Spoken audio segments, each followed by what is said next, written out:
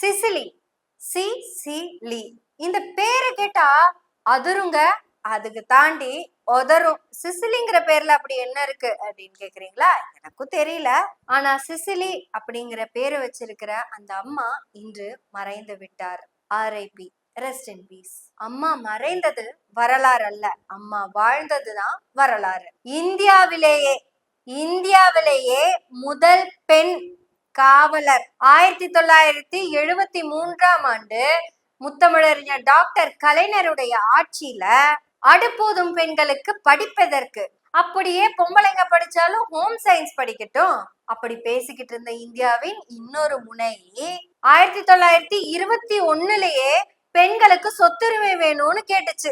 அப்ப இருந்து பெண்களுக்காக பேசிக்கிட்டு இருந்த இன்னொரு முனையான தமிழ்நாட்டுல, அதாவது இந்தியாவின் இன்னொரு முனையான தமிழ்நாட்டுல 1973ல பெண் அப்படி சொன்னா உங்களுக்கு புரியாது.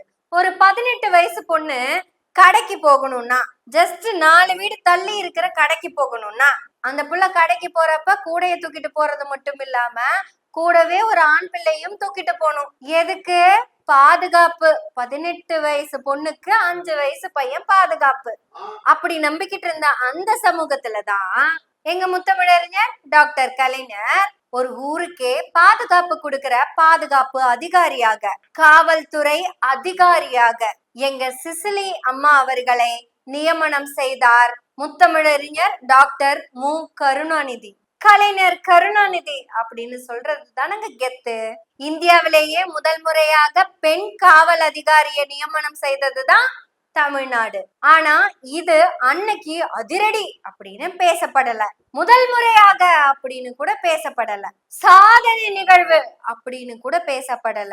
உண்மையாவே ஒரு சரித்திர நிகழ்வை சாதனை நிகழ்வாக்குனவரு தான் நம்ம முத்தமிழறிஞர் டாக்டர் கலைஞர். என்னங்க பண்றது, அன்னைக்கு இத பத்தி எல்லாம் பேசுற அளவுக்கு எங்க கிட்டதான் ரூட் மாஃபியா இல்லையே.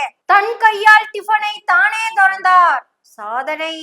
கூலர்ஸ் போட்டு கெத்தாக நடந்து வருகிறார், அதிரடி.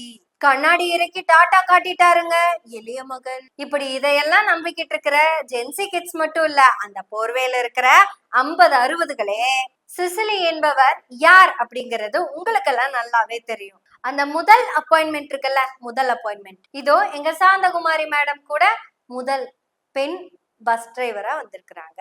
இப்படி பெண்களுக்கு முன்னுரிமை கொடுத்து முதல் முறைன்னு எடுத்தா அது நம்ம முத்தமிழறிஞர் டாக்டர் கலைஞர் பேர் தான் வரும். இப்ப சொல்றாங்க தமிழ்நாட்டின் கல்வித்துறைக்கு பெரிய லெகசியே இருக்கு. 10ஆம் வகுப்பு ரிசல்ட்டை தான் அனௌன்ஸ் பண்ணாங்க, அவ்வளவுதான். 10வது வரைய பெண்களை படிக்க வச்சது, 12ஆப்புல சாதனை புரிய வச்சது, இளங்கலையில இப்படி எல்லாம் பண்ண முடியுமா அப்படின்னு சாதனைய காமிச்சது, முதுகலையில முதல்வர்னே காமிக்க வச்சது, ஆராய்ச்சி படிப்பில் ஆக்கு வரலைங்க, நீங்க கமெண்ட்ல சொல்லிருங்க. இப்பேற்பட்ட சாதனைகளை செய்த தமிழ்நாட்டின் லெகசிக்கு, அதாவது தமிழ்நாட்டு கல்வித்துறைக்கான லெகசிக்கு காரணம் முத்தமிழறிஞர் டாக்டர் கலைஞரும், அந்த வழியில் புரட்சி தலைவரும் தலைவியும், அதுக்கப்புறம் முத்துவேல் கருணாநிதி ஸ்டாலின். 10ஆம் வகுப்பு ரிசல்ட்ட சொல்லிட்டுங்க நாங்கெல்லாங்க அடிதடி